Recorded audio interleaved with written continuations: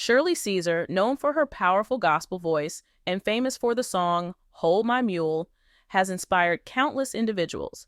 However, recent events, ranging from harmful rumors about her health to unsettling controversies related to her legacy, have introduced unexpected challenges into her life. What's the truth behind these startling claims, and what are the recent heartbreaking developments she is facing? Dive into this video as we explore the significant challenges surrounding Shirley and uncover the true depth of her journey. Early life and background. Born in 1938, Shirley grew up in a time when tobacco factories thrived and her hometown streets were still unpaved and dotted with potholes. From her earliest memories, church and singing were constants in her life, forming the foundation of her future career and identity.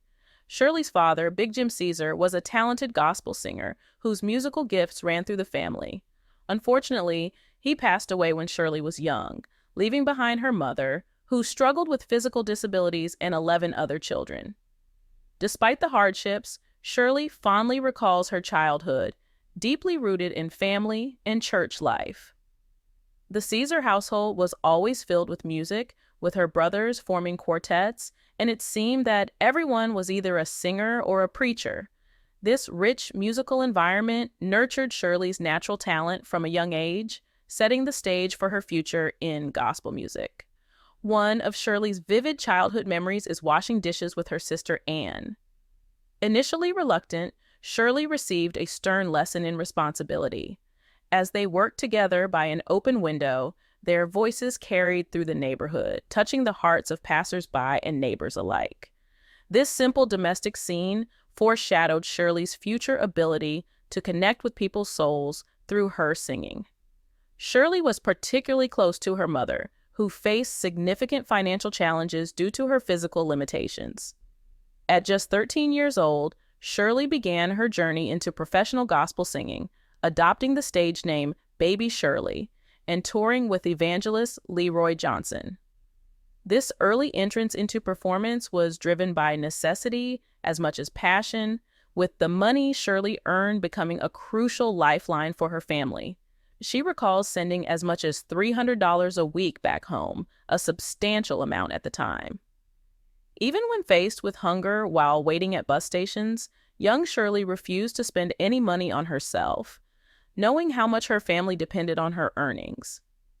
Reflecting on her early years, Shirley acknowledges that her childhood was cut short by adult responsibilities. However, she doesn't view this sacrifice with bitterness. Instead, she recognizes how being needed and contributing to her family's welfare at such a young age instilled in her a deep sense of purpose.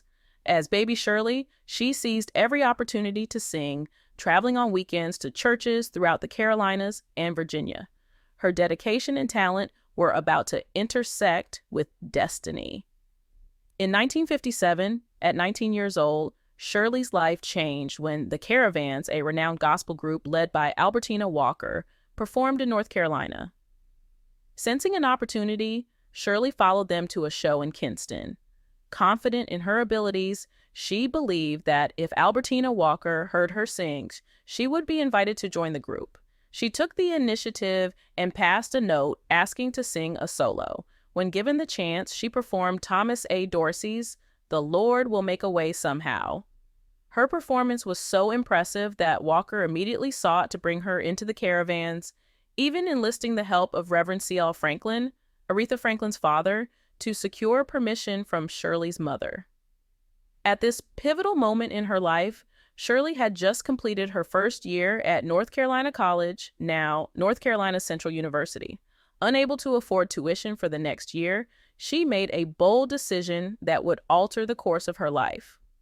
Shirley sold her biology textbook to buy a bus ticket to Washington, D.C., where she would meet up with the Caravans and embark on her new life as a professional gospel singer.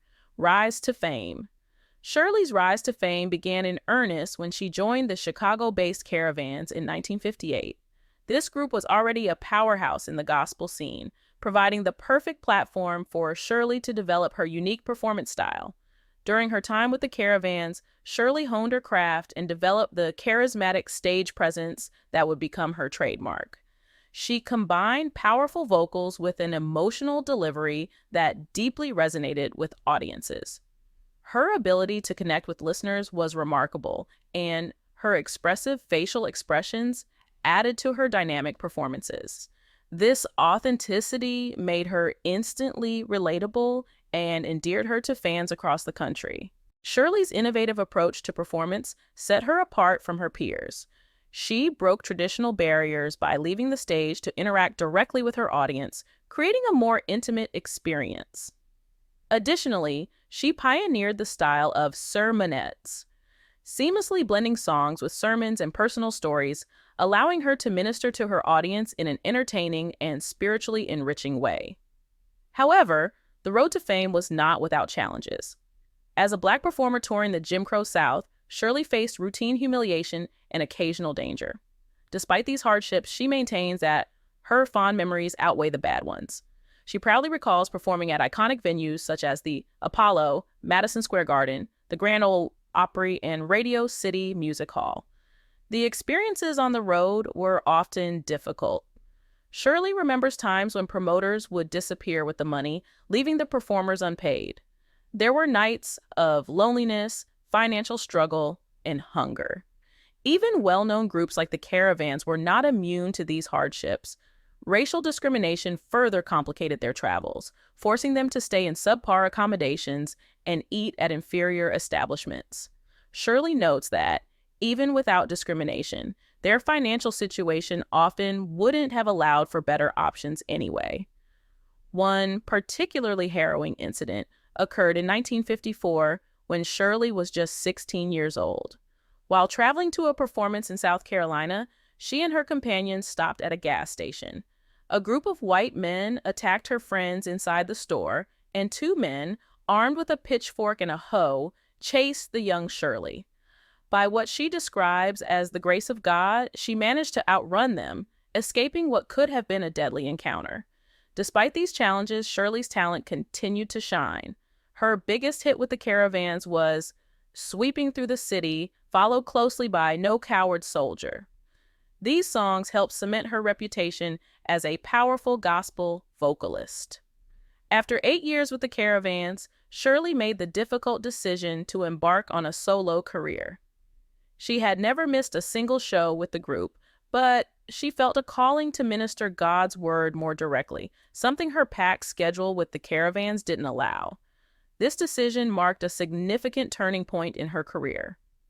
Shirley's solo journey began with a recording contract with HOB Records.